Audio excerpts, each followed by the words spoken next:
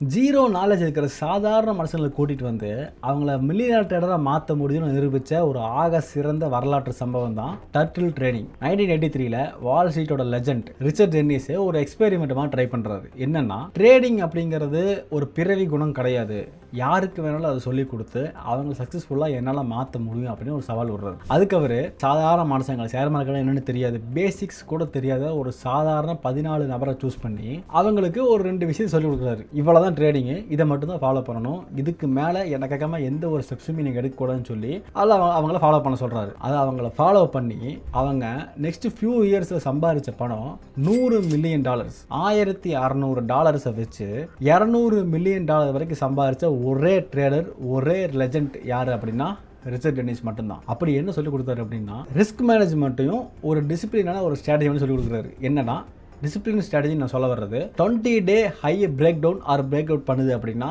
அதுக்கு ஏற்ற மாதிரி ஒரு என்ட்ரிஸ், அதாவது அவங்க ஒரு டிசிப்ளினான ஸ்ட்ராட்டஜி சொல்லி கொடுத்துட்டு இதை ஃபாலோ பண்ணி சொல்றாரு. இன்னொன்று risk management. 2% of the capital loss வருது அப்படின்னா அந்த லாஸை அப்படியே அக்செப்ட் பண்ணிக்கிற ஒரு ஸ்ட்ராங்கான மென்டாலிட்டியாக அவங்க சொல்லிக் கொடுக்குறாரு. இதுக்கு மேலே லாஸ் பண்ணுறதுக்கு அலோவ் பண்ணக்கூடாது, இதை அப்படியே ஃபாலோ பண்ணி சொல்லிக் கொடுக்குறாரு.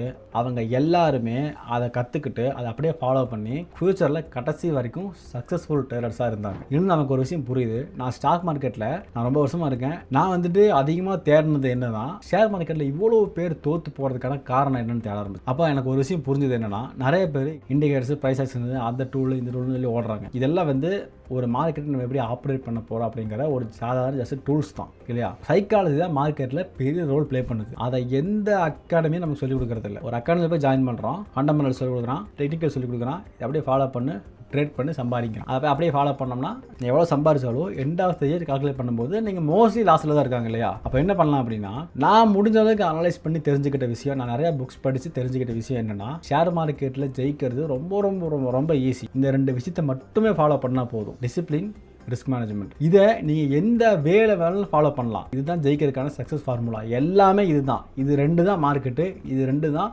ஒரு மனசை சக்ஸஸ்ஃபுல்லாக மாற்றுது அப்படிங்கிறத நான் கிளியர் கட்டாக தெரிஞ்சுக்கிட்டேன். இனி வர நாட்களில் கண்டிப்பாக சக்ஸஸ்ஃபுல்லாக வர்றதுக்கு அதிக சான்சஸ் இருக்குது. தேங்க்ஸ் ஃபார் வாட்சிங் கைஸ்.